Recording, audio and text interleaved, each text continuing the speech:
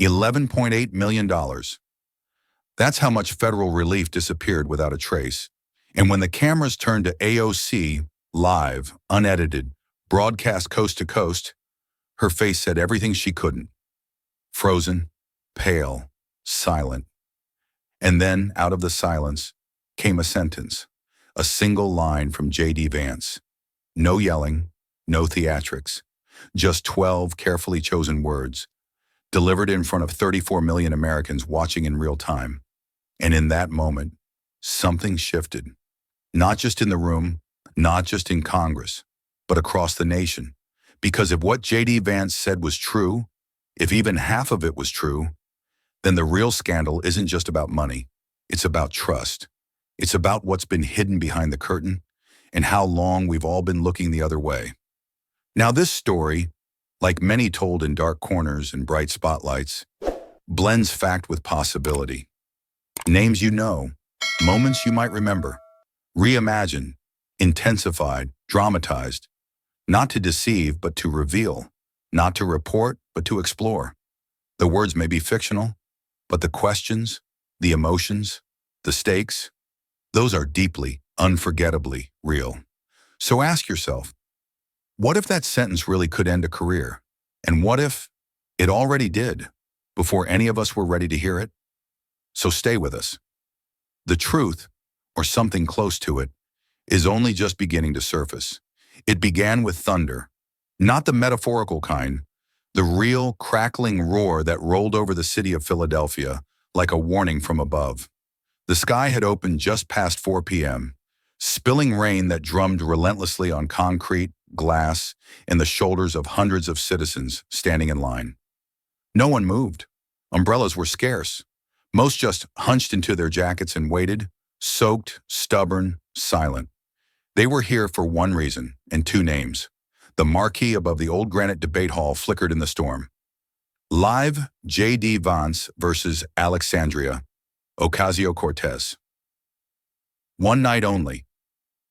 The line stretched 3 city blocks. There were veterans in camouflage hats, arms crossed and jaws set. Young teachers with protest pins.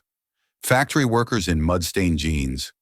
A Latina grandmother clutching a photograph of her son.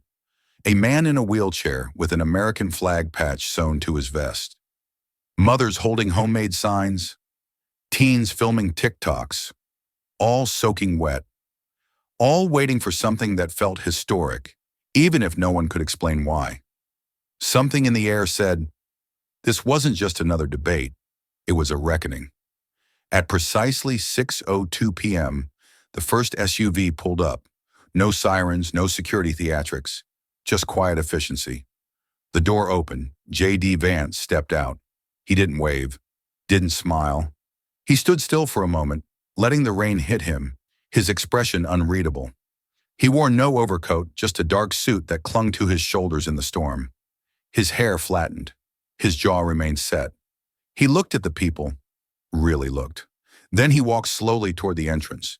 He nodded once, just once, at the man in the wheelchair. The man nodded back. Not a word passed between them. Inside, cameras were already warming up, lights being tested. The debate moderator rehearsed her opening line under her breath. But out on the sidewalk, people whispered. He looks like he's already decided something, someone muttered. Like what? Like what he's about to say will break the damn country in half. At 6:13 p.m., the second convoy arrived, but this time the energy snapped. AOC was here. Flashbulbs popped. The crowd surged. Cheers pierced the air like lightning. Someone shouted her name. A chant started, "Si puede," in one corner.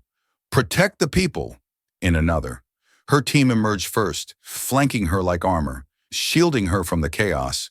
And then she stepped forward. Her umbrella blew inside out. She laughed and tossed it aside, letting the rain hit her face. She looked alive, electric. Her white blazer gleamed despite the storm. Her heels clicked across the pavement like punctuation. She reached out and touched a child's hand. A woman wept. She was more than a politician tonight. She was something to believe in, or something to fear. In the hallway just beyond the double doors, her chief advisor leaned close and whispered, Tonight is your redemption." She didn't answer right away. Instead, she looked back, once at the crowd, as if drawing strength from the faces who had waited hours just to see her speak. She took a breath, then nodded. "I'm ready," she said. But as she disappeared into the building, a question lingered in the air, unspoken but heavy on every tongue. What happens when two storms collide? Inside the building, the roar of the storm faded to a distant hum behind thick stone walls. But the tension? It thickened. Backstage, behind the velvet curtain and political theater, the green room glowed under fluorescent light. Too bright, too sterile. AOC stood alone in front of the mirror, her fingers lightly adjusting the collar of her blazer. A thin film of moisture clung to her skin from the storm, but she didn't wipe it away. It made her look real, human. She took a deep breath, let it out slowly, then repeated the first few lines she'd practiced 100 times. "Millions of Americans are hurting. This is not a time for games. It's a time for accountability." Her voice faltered. She shook her head. No, too scripted. She turned from the mirror and began pacing, heels tapping, heart racing. The green room had no windows, no view of the crowd, just the hollow echo of her own footsteps and a monitor in the corner showing a countdown clock. 7 minutes to air. Meanwhile, Vance sat alone in a smaller, darker room across the hall. No entourage, no makeup artist. Just a glass of water, a closed briefcase, and a manila folder on his lap. The tab read in bold print, "Inspector General Report, Final." His eyes didn't move from the paper. No pacing, no rehearsing. His lips were pressed into a firm line as he turned a page with the slow, deliberate calm of someone who'd read it many times and was still unsettled. His thumb tapped twice against a line circled in red ink. Behind him, the door cracked open. A voice asked, "Need anything?" "No," he said, not looking up. "I just need the mic to work." As the cameras warmed and microphones checked levels, the rest of the country leaned in. In a cramped living room in Detroit, a single mother balanced on the edge of her sofa. Her son, maybe 9, scribbled math homework beside her, oblivious to the screen. She glanced from the flickering TV to her boy and whispered, "Please, please let them finally talk about us." In Mississippi, a Vietnam vet watched from a VA hospital bed, eyes clouded but alert. His hand trembled slightly on the remote. In Chicago, 2 nurses in overnight scrubs stood in a hallway break room, clutching coffee, the TV volume barely above a whisper. From trailer parks to townhouses, senior centers to shelters, people watched. Not out of entertainment, but hunger. For truth, for acknowledgement, for someone to finally say what no one had dared. The debate wasn't just political, it was personal. Backstage, the final countdown began. 3 minutes. AOC's aide reappeared, straightening her notes. "You good?" She nodded, but her eyes betrayed the storm behind them. JD stood and buttoned his suit jacket. The manila folder stayed behind on the table. They emerged at the same time, from opposite wings. The corridor between them buzzed with quiet urgency. Tech crews, handlers, producers, but for one moment all of it melted away. Their eyes met. Just a flicker. Just a second. Neither blinked, and then the curtain rose. The corridor behind them buzzed with motion, stage hands murmuring cues into headsets, camera lenses adjusting, lights calibrating to skin tones and shadows. And then, in a single beat, all that commotion dropped into a focused silence. "We are live in 60. The moderator's voice was calm, almost reverent, as if he too could sense the weight of what was about to unfold. Above them, the stage lights came alive, cold, white, and blinding, like courtroom fluorescence, like interrogation rooms. No warm glow tonight. This was not entertainment. This was exposure. Outside, the rain returned with renewed fury, drumming hard against the building's steel-framed windows, like fists demanding to be let in. A stagehand glanced up nervously and whispered under her breath, "Something's going to break tonight." The countdown continued. 30 seconds. JD Vance adjusted the small mic clipped to his lapel. His fingers were steady. No one spoke to him now. There was nothing left to say. He was already locked in, a silhouette of stillness, eyes trained on the moderator's podium as if it were the witness box in a trial he'd already prepared for. Across from him, AOC shifted her weight ever so slightly, not fidgeting, just grounding. Her jaw set, but her lashes fluttered faster than usual. Her mic was checked twice, her notes triple-folded in her hand. She didn't need them. Not really. She was walking into this moment not just as a congresswoman, but as the embodiment of a million unheard voices. 10 seconds. The digital clock blinked red. The moderator's fingers lifted gently. 5, 4, 3. And then the theme music began. Not bombastic, but grave. Just 4 rising notes like the start of a requiem. The curtain parted, and the two walked forward into the wash of cameras and judgment. The audience, nearly 600 strong, rose to their feet, not in applause but in instinct. Something about witnessing this live, breathing the same charged air, demanded them to stand. For a split second, it felt like a courtroom before a verdict. Vance reached his podium first. No wave, no smile. His hands rested flat against the surface. His eyes didn't search the crowd. He was focused forward, toward the unseen, toward what must be said. AOC followed, eyes scanning faces, veterans in uniform, young organizers gripping handmade signs, older women clutching rosaries, teachers, nurses, survivors of things no politician had ever named. She absorbed them. Then she looked across the stage. Their eyes met. Again. But this time, there was no flicker, no blink. There was no handshake, and the country noticed. The moderator's voice cut clean across the tension. Good evening, America. Tonight we witness a conversation this nation has been waiting for. AOC's lips parted slightly. JD's brow furrowed. Let's begin with the question that's haunted working families for over a decade. He paused. The pause said it all. This wasn't rehearsed. This wasn't about optics. This was real. Why is it, he asked slowly, that for every dollar Washington spends, regular Americans still feel broke, unseen, and unheard? The audience leaned forward. J.D. Vance shifted. AOC narrowed her eyes. The game had begun. The silence after the moderator's opening question hung in the air like smoke. And in that stillness, AOC stepped forward. Not physically, but with her voice. Her tone was low at first, deliberate, measured like a match being struck. Then with no hesitation, she lit the flame. Let's talk about corruption, she began, eyes sweeping across the crowd, but never landing on JD. Not the kind they whisper about in back rooms, but the kind hiding in plain sight. The kind that happens when billionaires buy hurricanes. A murmur ran through the audience. She had everyone's attention now.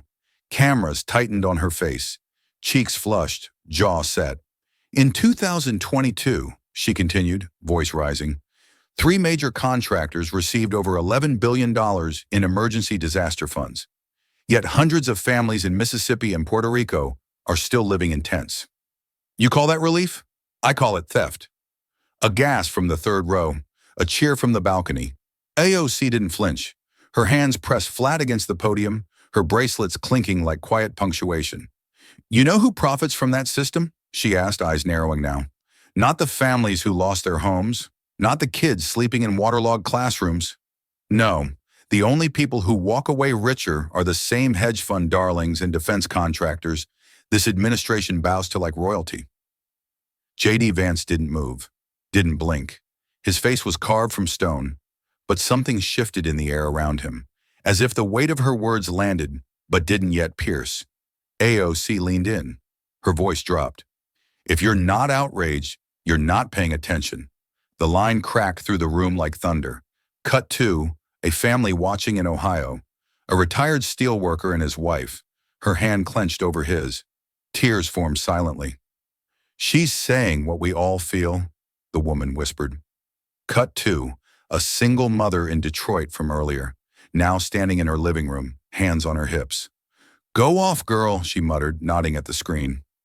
Back in the hall, AOC kept going, her rhythm now pulsing like a drum line. Disaster relief is supposed to be a lifeline, she said, but in America, it's become a marketplace. A way for the rich to trade tragedy like poker chips. And if that doesn't make your stomach turn, maybe it's because your table's never flooded. Her words hung, electric and raw.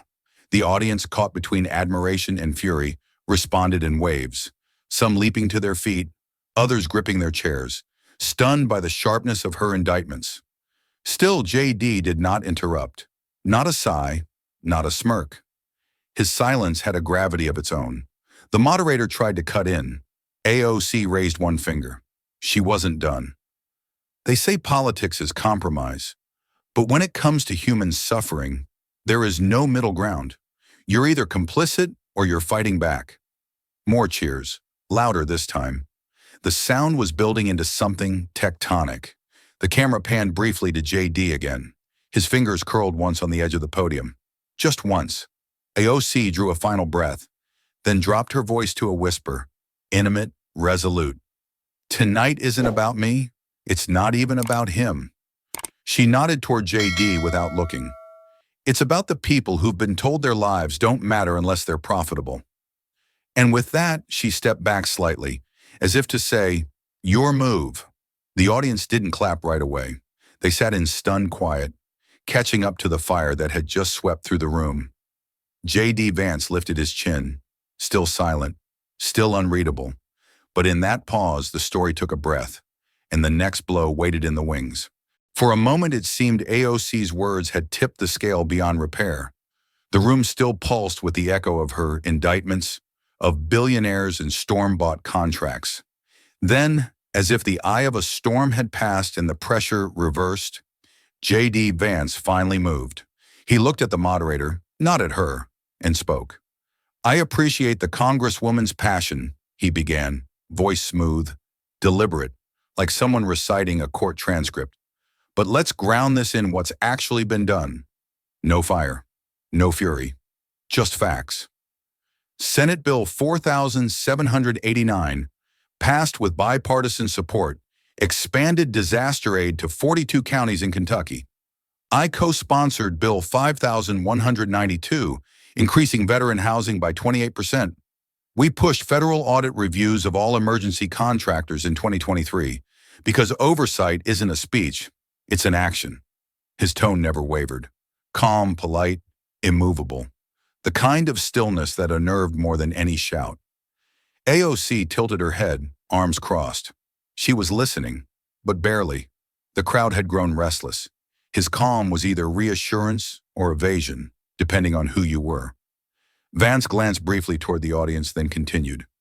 Theatrics may feel good in the moment, he added, eyes still on the moderator. But the people at home, our truckers, our nurses, our flood victims, deserve more than sound bites. They deserve solutions. That did it. AOC stepped forward, her heel brushing past the taped boundary on the stage floor. Just a single inch, but symbolically, it was a crossing, a refusal to stay in line. Sound bites, she shot back, voice rising. You think fighting for clean water is a soundbite? The crowd stirred.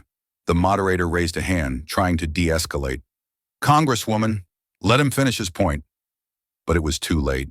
The air was shifting again, this time jagged, raw, personal. You cite bills, AOC said, but those numbers don't mean a damn thing to a mother whose trailer flooded 5 times in 1 year. You ever sit with someone who's lost everything twice because FEMA ran out of funds in July?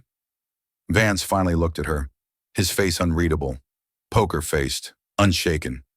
I've sat with plenty of families, he replied, and I didn't scream at them. I listened. That line was subtle, almost buried, but it landed like a sharp elbow beneath the ribs. The moderator stepped in again, firmer this time. Let's bring it back, please, one at a time. But the line between debate and confrontation was thinning fast. AOC exhaled through her nose, staring down her opponent like a storm cloud staring at a plane. And in that gaze was something more than anger. It was disappointment, maybe even fear. Not of JD himself, but of what his calmness represented. To her, it wasn't leadership, it was insulation. Meanwhile, JD turned to face the camera directly now, his voice steady as ever. We can yell all night, he said, or we can get serious. Because if you want to fix disaster policy, it starts with structure. not slogans. Another contrast, another point scored, if only on surface composure. But beneath the stage lights, tension bloomed like smoke in a sealed room. And the audience, at home and in the hall, knew one thing for certain. This was no ordinary debate. This was a collision of two different Americas, and neither side was blinking. The studio was tense, too tense, the kind of tension that made every throat dry, every breath shallow. JD Vance's last line had been crafted like a scalpel, calm and calculated, but it cut deeply, and Alexandria Ocasio-Cortez felt it. She stood motionless for half a second. Then, as if something inside her snapped, she stepped fully past the taped line. Her voice didn't rise immediately. It sharpened. "Tell America," she said, "why relief money vanished while children slept in flooded gyms." The room inhaled. There were gasps, not performative, but visceral. Even the moderator blinked, stunned by the directness. The cameramen adjusted without being told. All 5 lenses swung to Vance, tight on his face, closer, closer still. America was watching his eyes. Outside, the rain exploded, battering the roof in bursts like distant cannon fire. It was no longer ambience. It was percussion, a drum roll from nature. JD didn't flinch. His right hand slowly rose and rested on the edge of the podium. His fingers tapped once, twice, then stopped. Silence. Even AOC didn't speak. The silence was thicker than sound. A few rows into the audience, a man in a Vietnam veteran's cap crossed his arms. Beside him, a middle-aged woman mouthed, "Say something." But Vance didn't speak immediately. He looked down, then back up. He inhaled, not dramatically, but audibly enough that it felt human. "That's not a fair accusation," he said, software-controlled, then firmer. "And you know it." AOC didn't move. "You think I'm going to let you wash your hands of this?" she said, stepping in. "Kids in New Orleans slept in mold for 3 weeks. Relief funds were allocated, and then they were gone. No explanation, no oversight."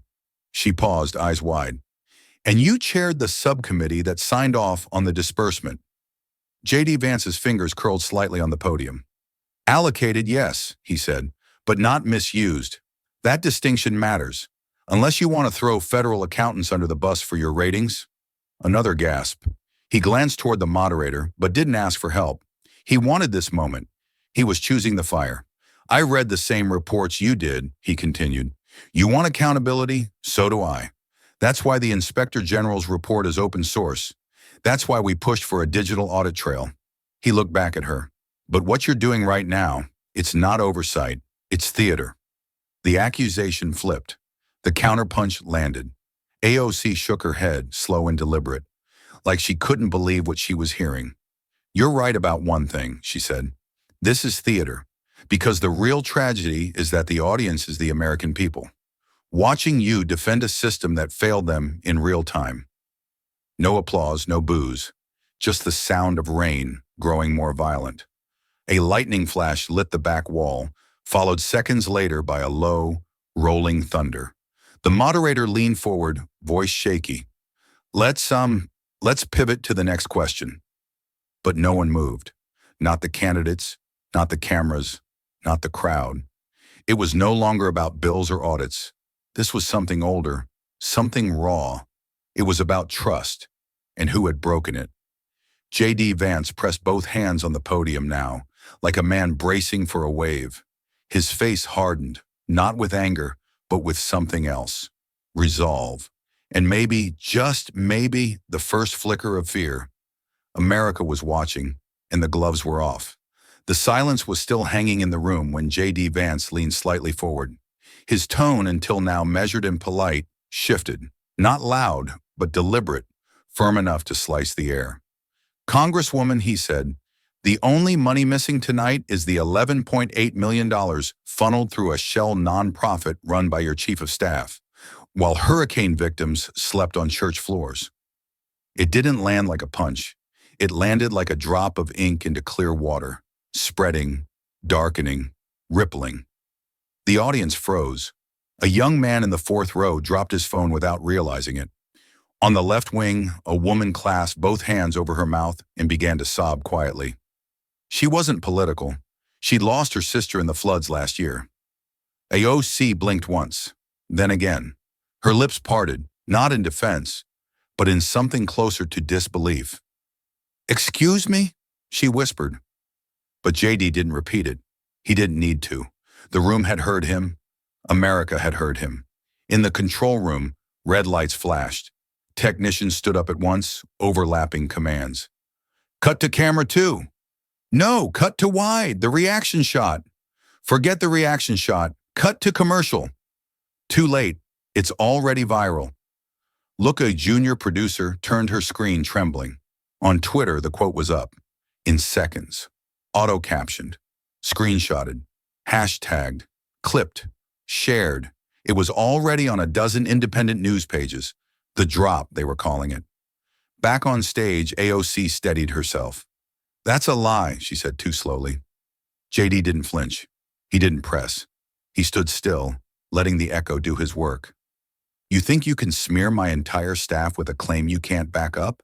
she said, voice rising. "Say it outside this room. Say it without immunity." JD's eyes narrowed, just a bit. "I already have," he said. "Your name's in the report. Page 46. She hesitated, just for a moment. The audience didn't move. Even the moderator had gone quiet. His cue card sat limp in his hand, forgotten. Outside, the storm cracked in a jagged bolt of lightning that lit the hall's rear glass wall like a war photograph. The thunder came 4 seconds later, deep and rolling, like something in the earth had turned over. Inside, AOC's team stirred behind the curtains. One aide held up a phone and mouthed, "Pull her off now." Another shook her head. "No, let her fight," but it was already out of their hands. Across the country, living rooms went silent. In Detroit, the same single mother from earlier paused mid-sentence while helping her son with math. The pencil in her hand stopped moving. She leaned closer to the screen. She didn't blink. "What is happening?" she whispered. In Phoenix, a nurse on night shift stopped during her break to stare at the hospital TV. She clutched her coffee tighter. A patient wheeled past her in a hallway whispered, "Did he just say what I think he said?" Back in the debate hall, AOC took a single step forward. "If you're accusing me, say it clearly," she said, voice tight. JD didn't move. He only repeated, more softly this time. Page 46. The moderator finally found his voice. "We'll take a brief pause." But it was useless. The pause had already happened. It was the kind of silence that reshapes the night, the kind that doesn't end when the cameras cut. For a fraction of a second, everything stood still, except her hands. Alexandria Ocasio-Cortez's fingers curled tighter around the edges of her podium, like she was bracing for impact. Her knuckles turned pale. Her breath shallowed. Her eyes, still fixed on a JD Vance, no longer burned with fire, but with calculation. Was it a mistake? A bluff? A setup? Or had he truly just pulled the thread that would unravel everything? In Texas, a retired Army medic sat hunched forward in his recliner, eyes wet. The TV flickered in the dark. "I waited 2 years for that relief," he whispered into no one's ears but his own. 2 years in a trailer with mold in the vents. On the debate stage, JD didn't gloat. He didn't raise his voice or posture. Instead, he lifted a thin blue folder, worn, dog-eared, marked in sharp black ink. IG report, final. He placed it gently on the podium before him, like a confession or a relic. "The report is here," he said, his voice calm but resolute. "The Inspector General's words, not mine." A murmur ran through the crowd, a ripple of discomfort and disbelief. Some turned to one another, looking for denial or comfort. Others simply stared at the report as if it had grown teeth. AOC didn't move. Her lips parted. She blinked twice. Somewhere in the back of her throat, a response was forming, but it hadn't found its shape. Her aides behind the curtain scrambled. Phones buzzed. Messages lit up in furious flashes. "Is this real?"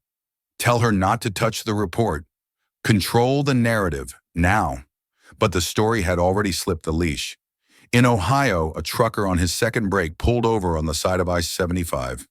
His rig still running, he sat on the edge of his seat, replaying the clip in real time on his phone. His calloused fingers hovered over the pause button, but he couldn't press it.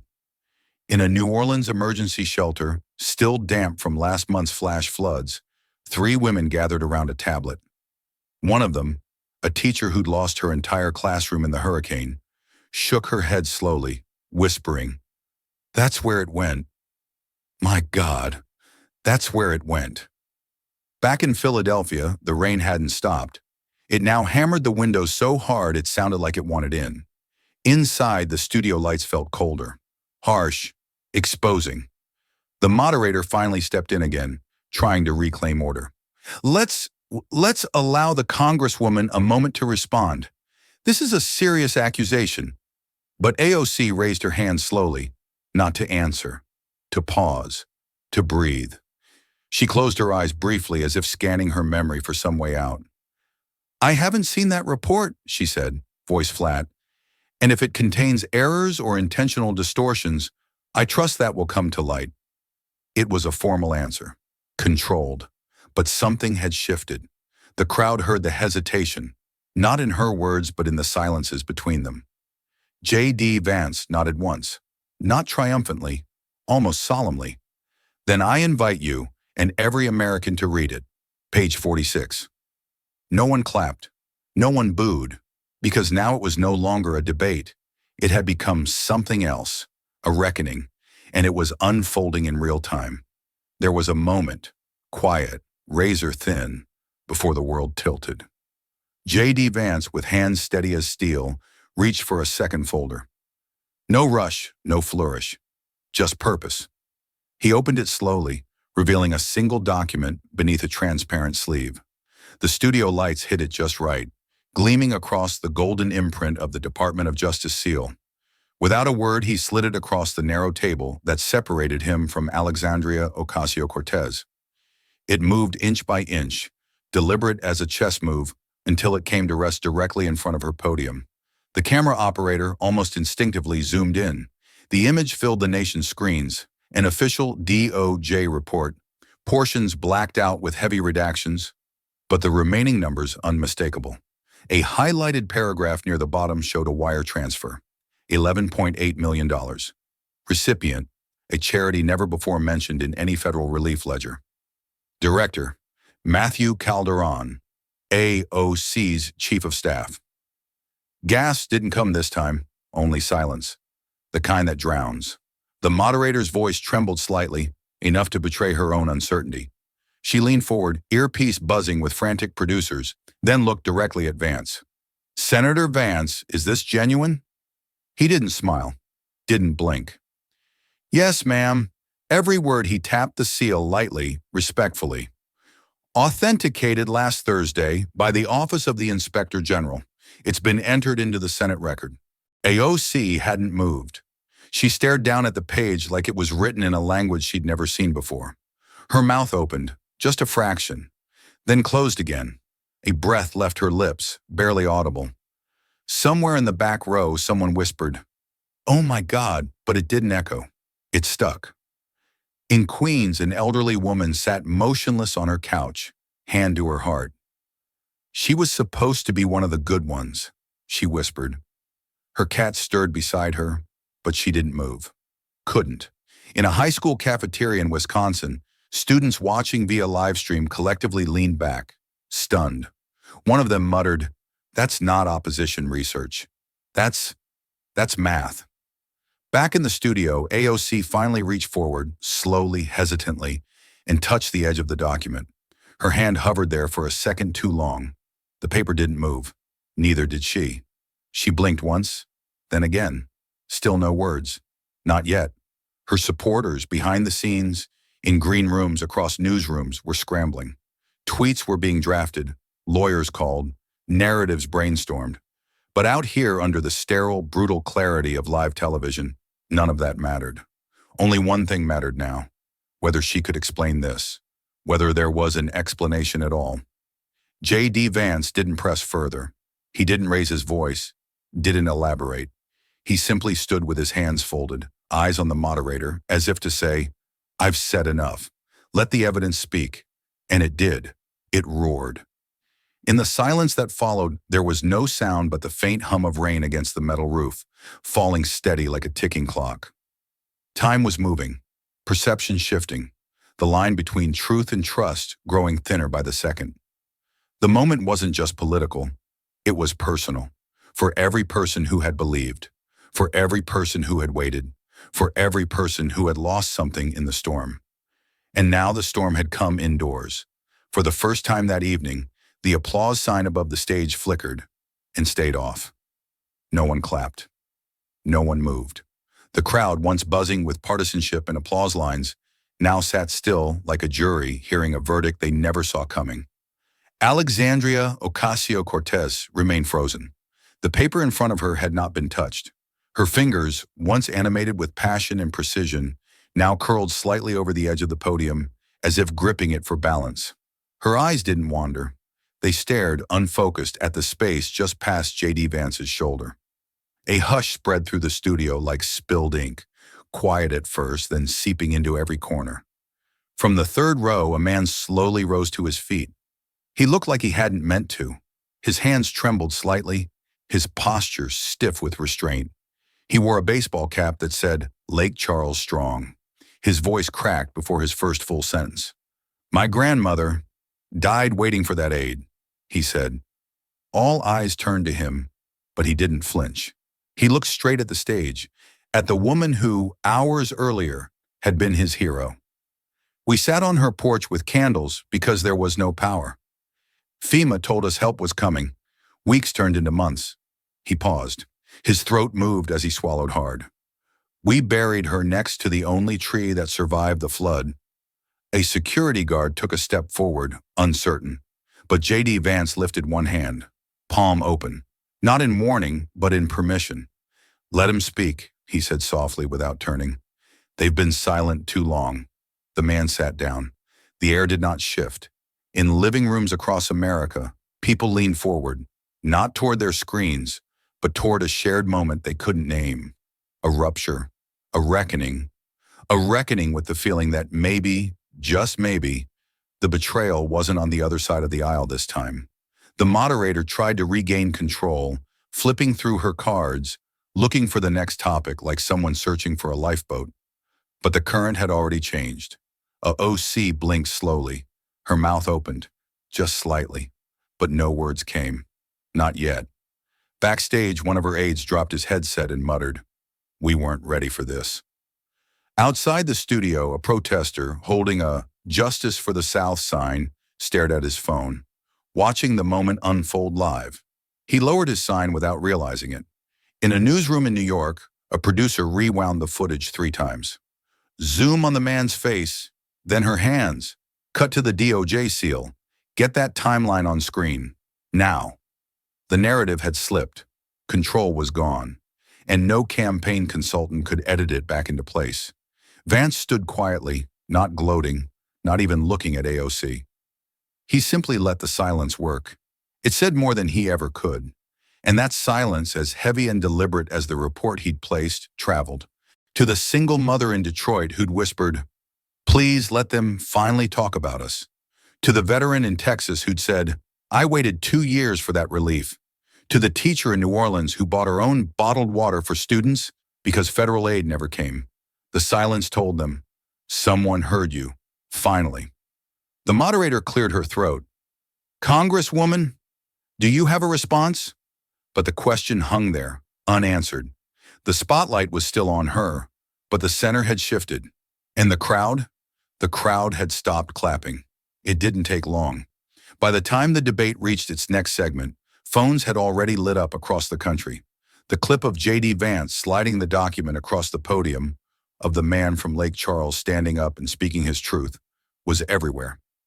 In a hospital break room in Miami, a nurse named Letitia leaned against the vending machine, watching the replay on her phone.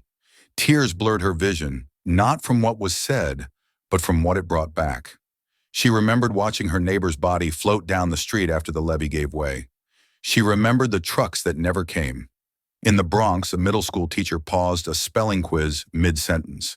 One of her students, a wide-eyed girl who had missed weeks of class after a storm hit her family's housing project, asked, "Miss, why does the water always come, but help never does?"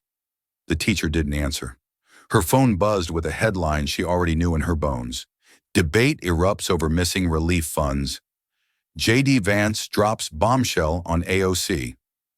And thousands of miles away, under a tin roof in Puerto Rico, a farmer named Luis sat with his mother and rewound the moment 4 times. He had voted. He had marched. He had believed. "They forgot us," his mother whispered in Spanish. "No," Luis replied, jaw tight. "They didn't forget. They just didn't care." Meanwhile, in the studio, the air was still thick with fallout. The moderator, trying to maintain composure, shuffled to the next question. But no one was listening. The energy had shifted. It wasn't about who would win the debate anymore. That frame had cracked. This wasn't about politics. It was about grief. Real grief. Unfixed roofs and spoiled insulin. Mold-covered cribs. Churches doubling as shelters for years after the cameras left. Americans who did everything right and were still left waiting. And now, finally, someone had said it. Or rather, revealed it. J.D. Vance stood still, his hands folded, gaze downward. Not triumphant, not smug. He didn't need to twist the knife. The truth had already done that. Then at last, Alexandria Ocasio-Cortez inhaled. Her voice, when it returned, was quieter than expected. "That's not true," she began. A pause. "He's twisting the numbers. He's taking a preliminary audit and using it like a conviction." The moderator leaned forward. "Are you saying the report is false?" AOC hesitated. She looked out at the crowd, but their eyes were no longer lit with adoration. They were searching. "What I'm saying is, context matters. That money wasn't stolen. It was reallocated during a bureaucratic delay. The system failed, yes, but I didn't." She stopped. The sentence trailed off into the weight of the moment. Online, a popular podcast host posted a clip with the caption, "We needed relief, we got rhetoric." It was shared 300,000 times in an hour. In a Baptist church in Baton Rouge, the Sunday sermon opened not with scripture, but with silence. Then the pastor said, "Sometimes God doesn't have to speak. He just lets the truth land." In a diner in Ohio, a waitress turned to her coworker and whispered, "I liked her. I still might. But I'm tired of hurting and hearing it's complicated." Back on stage, AOC glanced down at the document JD had placed. The redacted lines, the damning totals, the Inspector General's seal. She looked up again, but the moment was gone, not stolen, spent. And somewhere, in all 50 states, someone else turned off their TV, sat in silence, and whispered to themselves, "They forgot us too." The moderator leans forward, voice firm but calm. "Congresswoman, with respect, do you deny the Inspector General's report?" The air hangs still. J.D. Vance doesn't speak. He doesn't need to. The question is no longer just rhetorical. It's a line drawn in sand. AOC blinks, once, twice. Her lips part, then close again. Finally, she leans slightly toward her microphone. "I need to speak with my team before I can verify the specifics of this report." It's meant to be a pause, a reasonable delay, a procedural answer from someone careful with her words. But the moment doesn't wait for procedure. Across the country, the wave breaks. On Twitter, the hashtags hit like a drumbeat. Hashtag where's the money? Hashtag truth over theatrics. Hashtag 11.8. Screens light up. Commentators begin live streams. Influencers shift their content mid-broadcast. A fitness coach in Phoenix interrupts a plank challenge to say, "I grew up in Puerto Rico, and if this is true, I don't want to hear another speech from her again."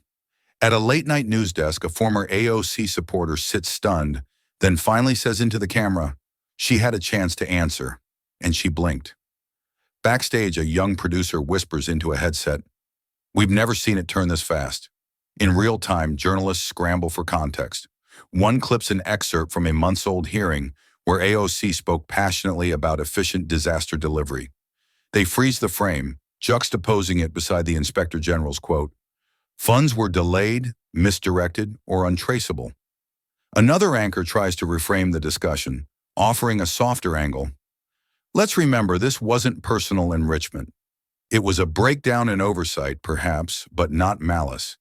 But the panelist beside her, a hurricane survivor from New Orleans, interrupts, "With all due respect, it felt like malice when we were sleeping in our car for 8 weeks." The story moves fast. Truth always does when it smells like betrayal. AOC remains on stage, visibly trying to regain footing. She returns to the mic. I know this looks bad, but we're talking about structural failures, systemic gaps. That doesn't mean anyone here acted with ill intent. But her words no longer land as they once did. Once every sentence felt like poetry. Now they sound like posture. In Ohio, a union leader watches with folded arms. You don't let people drown and then blame the system for building the pool. In LA, a social justice organizer whispers to her friend, I think she knew, or at least suspected. And that silence, that was confirmation. Online, people begin pulling receipts, archived grant applications, board memberships, staff emails. A screenshot surfaces of a fundraising dinner photo. AOC smiling beside a donor whose firm once subcontracted disaster logistics. The image circulates with a single caption, smile through the storm, and yet there's no knockout punch, no final word, just a shift in gravity.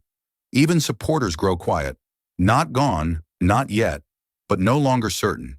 In the control room, the director gives the countdown for commercial. A final camera zooms in on AOC's face. It doesn't show guilt exactly, just weariness. Like someone who knows that even if she tells her truth now, it might already be too late for it to matter. Then fade to black. But America doesn't fade. It rewinds. It screenshots. It remembers. Some truths don't need retelling. They won't be rewritten. They've already been heard. By sunrise, the moment has been watched over 32 million times. Some saw it live. Others saw it looped endlessly on every news channel, every phone screen, every waiting room TV across America. AOC's pause, JD's calm voice, the document, the moderator's shaking question, all of it replayed with commentary, reaction, disbelief, and pain.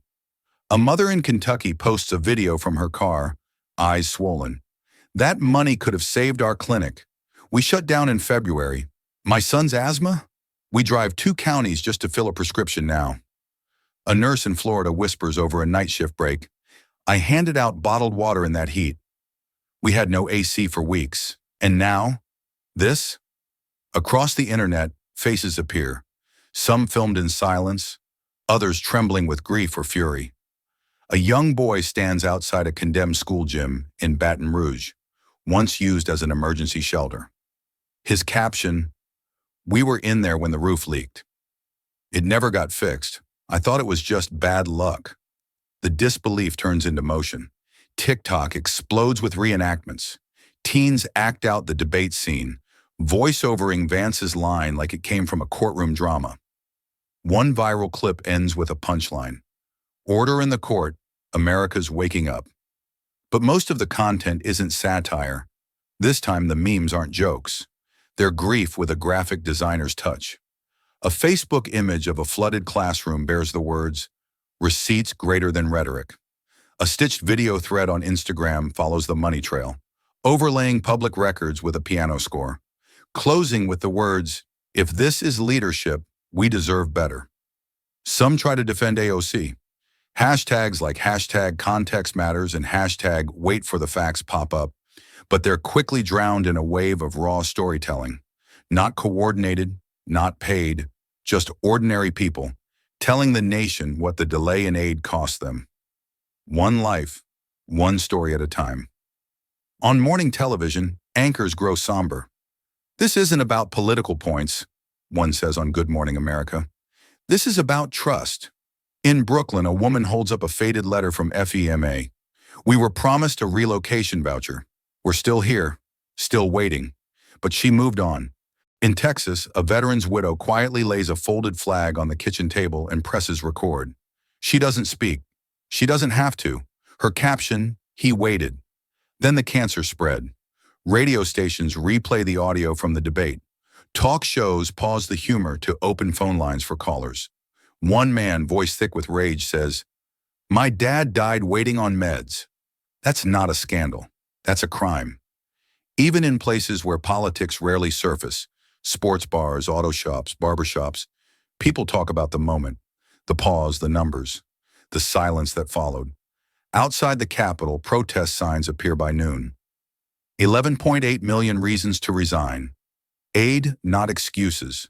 Silence is a statement, but not everyone calls for resignation. Some call for truth, for clarity, for someone, anyone, to speak plainly.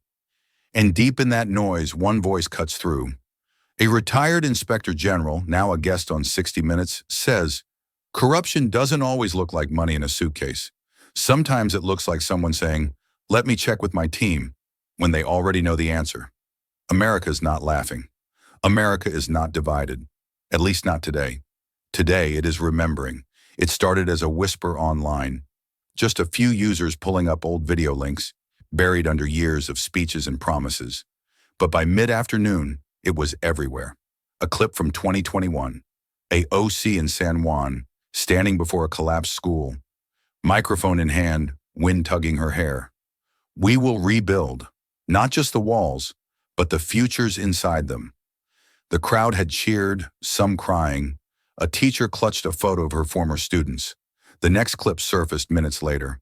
A Senate hearing, AOC speaking with passion. "We cannot forget Puerto Rico. This is our moral test. Aid delayed is justice denied." The words rang powerful, but in hindsight, they echoed hollow. Cut to 2023. An aerial shot of that same school, still crumbled, roof missing, playground rusting beneath weeds. Beneath the video, someone added a single caption, "Justice denied." Another clip, a food pantry in the Bronx. AOC embraces an elderly woman. "You won't be alone in this," she says on camera. "Help is coming. You have my word." The woman passed away 6 months later. Her granddaughter posts the video, stitched with the funeral photo. The comment reads simply, "She believed her." As the footage stacks, so does the sorrow. A janitor from San Lorenzo records a video in what used to be a hurricane shelter. Mold creeps along the ceiling tiles. Cots folded, untouched. "I used to mop this floor every night. Thought they'd reopen it. I waited and waited." He breaks down mid-sentence, hand covering his face. No one came back. In one of the most shared tweets of the day, a journalist writes, "It's not the scandal that breaks people. It's the reminder that they believed someone would show up, and no one did." National reporters scrambled to verify the timeline. Where did the funds go? What stalled? Which parts were true, which were twisted? But the public isn't waiting for fact checks. It's reacting to something older than any scandal: memory and betrayal. A mother in Utuado uploads a video beside a cracked water tank. "We were told to boil our water for a few weeks. It's been 2 years. My daughter has a skin condition. We live around bacteria and broken promises." Her phone shakes slightly in her hands. Her voice cracks. "Do you know what it's like telling your child to stop scratching when you know it's not their fault?" 1 hour later, the hashtag not forgotten begins trending. Not out of support, for remembrance, for the things that were promised but never arrived. Even political rivals tread lightly. Most avoid attacking directly, unsure whether the tide will shift again. But the damage isn't about votes, it's about faith. One montage airs across 3 cable networks. AOC's promises, intercut with the current state of those neighborhoods. No narration, just piano notes. Just the quiet collapse of hope, set to music. The janitor's tearful words are played again, his voice softer than before. "We cleaned up after the storm." But no one cleaned up after the silence. Outside a shuttered community center in Ponce, someone leaves a cardboard sign, "We remember, even if you forgot." And across America, as the sun sets on a day of reckoning, a growing silence begins to speak louder than any defense. They had knocked on doors for her. They had stayed up printing flyers at 2 a.m., fighting trolls online, organizing meetups at coffee shops and libraries. For years, they had called her a breath of fresh air, the people's voice, our fighter. But now they watched in silence as the storm broke over the image they helped build. "I defended her," said Michael Torres, a 29-year-old community organizer from Brooklyn. "Every time someone called her a fraud, I showed them what she said, what she stood for. But now, she won't even say our names." His voice cracked on a live stream. Behind him, a Puerto Rican flag drooped in the background. "I believed her, and maybe that's the hardest part. Clips from her earlier campaigns flooded social media again, not in admiration, but in scrutiny. "They fear a Latina with power," she once declared. That line had become a rallying cry. Now it read like armor behind which accountability had been dodged. Former volunteers began uploading private photos, canvassing selfies, meet and greets, long nights of mutual hope. One caption read, "We weren't just showing up for her. We thought she was showing up for us." In a widely shared Facebook post, a teacher in Chicago wrote, "I taught my students to trust her, to believe that someone like them could change the system. I owe them an apology." It wasn't anger, not yet, not even outrage. It was the deeper pain that comes when disappointment breaks through the wall of loyalty, quiet and irreversible. At a small bookstore in the Bronx, the owner took down the signed campaign poster hanging near the register. He didn't say much, just folded the corners in, slid it into a drawer, and turned the key. "I won't throw it away," he told a local reporter, "but I can't look at it right now." Meanwhile, J.D. Vance remained mostly invisible. No press conference, no media tour, no political celebration. At the Capitol, he walked the halls without a word, flanked by aides, eyes steady but unsmiling. In private, his team had advised him to push harder, capitalize on the wave, but he refused. "This isn't about dunking on someone," he said quietly to one advisor. "It's about what people waited for and never got." The restraint made its own kind of noise. Even political opponents took notice. One pundit said on cable news, "He's not gloating." That's what's so unsettling. It's like he's letting the silence do the work. And the silence grew. A former campaign manager of AOC posted a thread titled, "Why We Believed." It opened with a confession. "I still remember the first time I heard her speak. She talked about justice like it was something you could hold in your hands. But now I wonder if we were holding smoke." Each reply was a variation of the same sentiment. We trusted, we waited, and now we hurt. A mural in Queens that once bore her likeness was quietly painted over. No protest, no vandalism, just layers of gray, then white, and then, eventually, nothing. Outside a shuttered clinic in Toa Baja, a man sat in a folding chair holding a sign, "I gave my vote. Where is my dignity?" No chants, no slogans, just stillness. As the sun dipped beneath the skyline of New York, casting long shadows over shuttered buildings in broken faith, J.D. Vance stood on a rooftop terrace with no cameras, no aides. Just the city's breath beneath him, and he said nothing, because sometimes nothing speaks louder than words ever could. She doesn't look at the moderator, or the cameras, or even the audience. AOC's gaze is locked on J.D. Vance. Her voice, when it comes, is hoarse, worn not by anger but by the grinding ache of years spent in impossible rooms. "You don't understand," she says quietly, "how hard it is to fix this system from within. You have no idea what it demands of you just to survive it."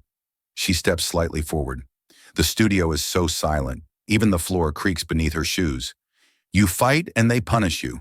You compromise and they punish you. You say yes, they say you've sold out. You say no, they call you naive. You're in a war every single day, and the battlefield isn't outside.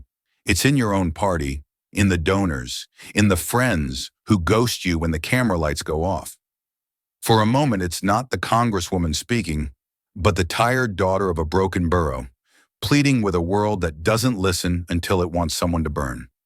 She adds more quietly, "It's not as simple as you make it sound." J.D. Vance waits before responding.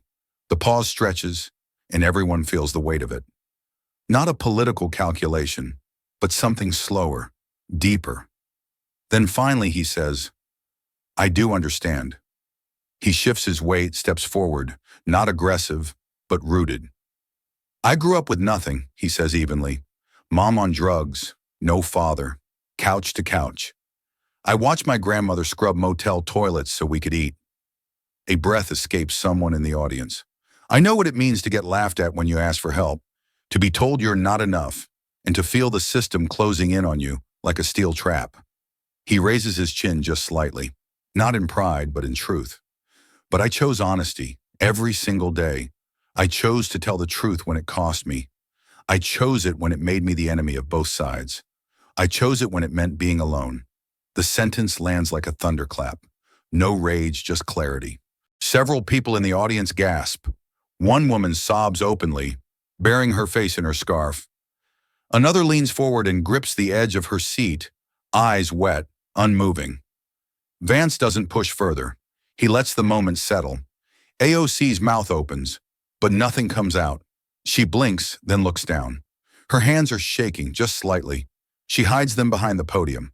The moderator doesn't interrupt, because even she knows. This isn't debate anymore. This is confession. This is collapse. This is what it sounds like when a generation's hope cracks under the weight of unanswered promises. And yet still, something remains. A man in the crowd whispers to the person next to him. He's not trying to humiliate her. He just wants the truth. On Twitter, the clip is already trending. The caption reads, "Sometimes justice sounds like calm." For the first time all night, AOC seems unsure whether to speak or step away. She looks around the room, not at the cameras now, not at JD, but at the faces, the veterans, the teachers, the survivors who waited for her to deliver what she once promised. She doesn't find judgment, just quiet, and somehow that's worse. AOC doesn't storm off. She doesn't shout. She doesn't even try to salvage the airspace. She just lowers herself into the chair behind the podium, slowly, as if gravity has grown heavier in the last 2 minutes. The lights, the ones that used to make her glow with youthful defiance and camera-tested conviction, now wash her out. They reveal every tired line around her eyes, every crease in her blazer, every second of exhaustion that can no longer be spun as passion. She looks down, not at notes, but at her hands. They tremble slightly in her lap. She folds them, hoping no one sees. But they see. The audience sees. The cameras see. America sees. A man in the press box leans toward his colleague and whispers, not gleefully, but with something close to reverence, "We just witnessed the end of something." The other doesn't respond. She just hits record on her phone. The studio has changed. It is no longer a stage. It's a reckoning. On one side, Vance, quiet and composed, still standing. On the other, a woman who had once been called the future of a movement, now sitting beneath the weight of a past catching up. No one is speaking. Even the moderator seems unsure whether to resume. Her cue cards feel irrelevant now, flattened against the force of something bigger than programming. In a corner seat, a teenage girl from New Jersey clutches a sign that reads, "Rebuild us right." Her marker has smudged. The sign now rests on her knees. She no longer holds it high.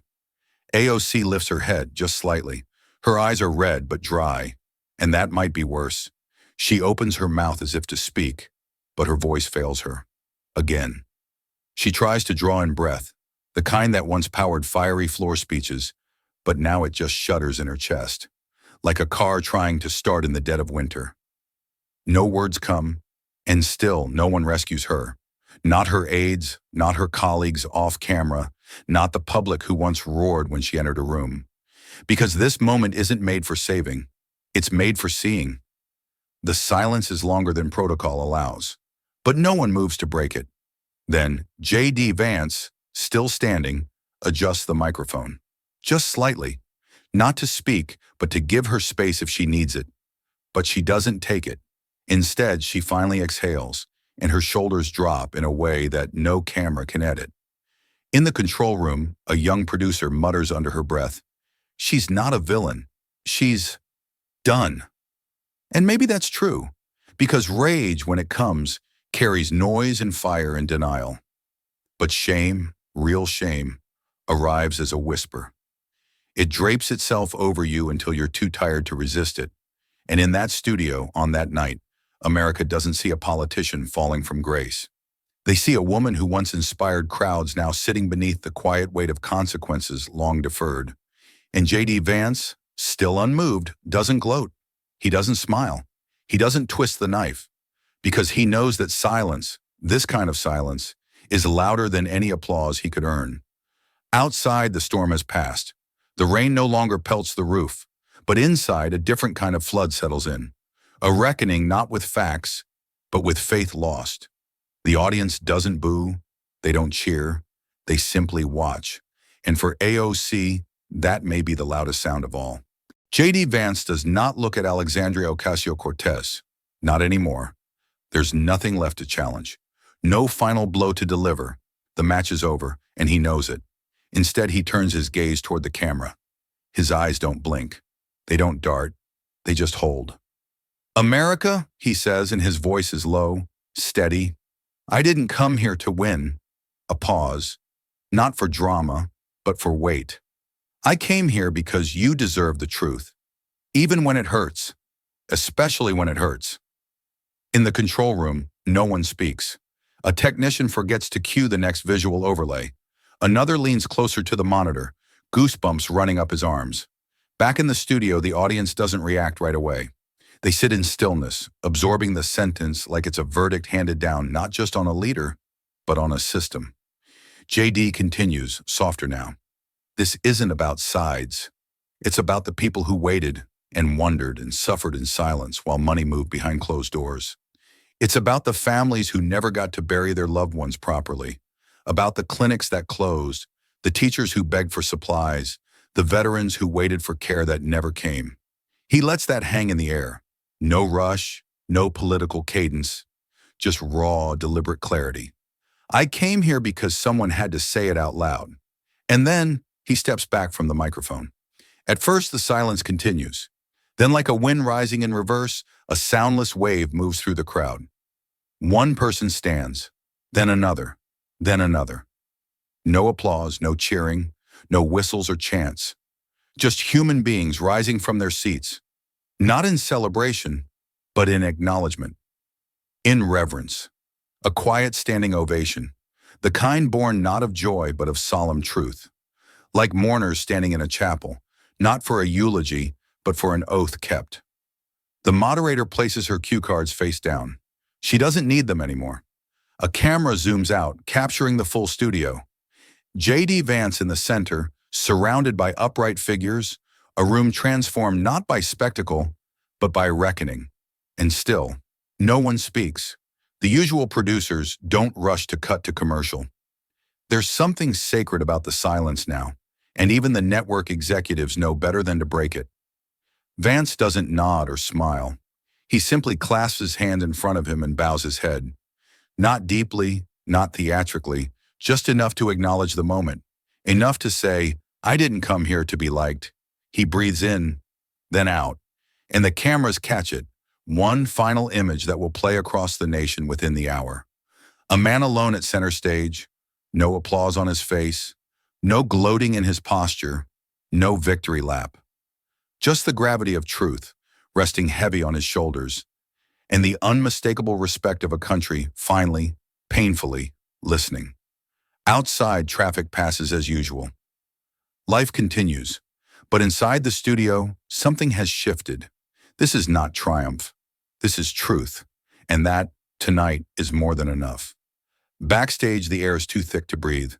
Alexandria Ocasio-Cortez walks off stage, not with defiance, not with dignity, but with tremors in her steps. Her eyes stay forward, unblinking. The heavy studio lights are behind her now, but their glare still burns in her mind. Her team rushes toward her like a triage unit. Suits, phones, laptops, all moving fast, none with direction. "We need a statement," someone blurts. "No, a thread. Something personal, human," another insists, already typing. A third voice snaps. "We need spin, now." But then comes the sentence that cuts through the static.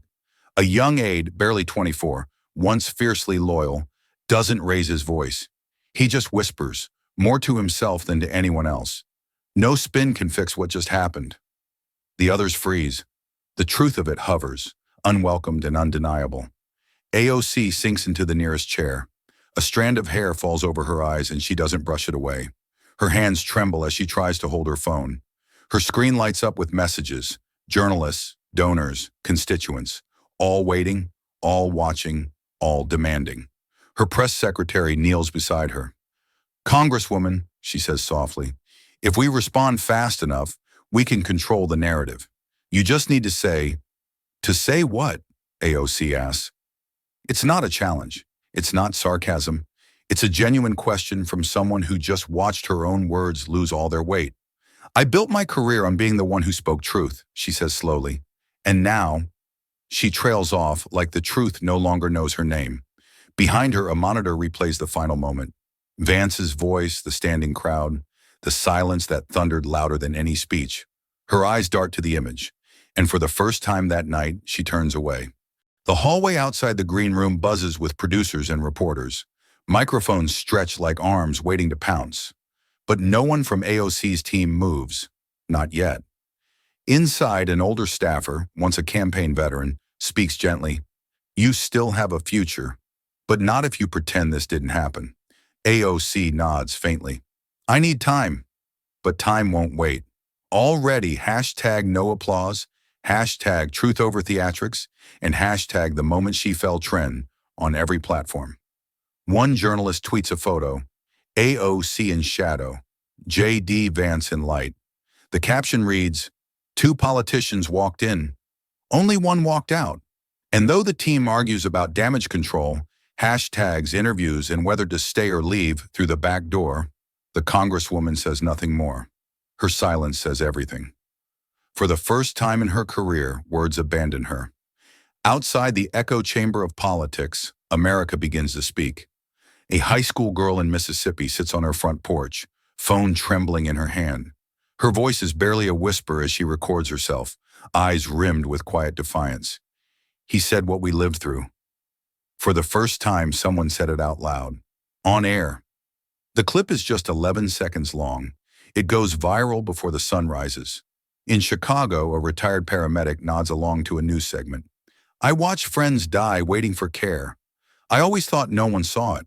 But that man, he saw it.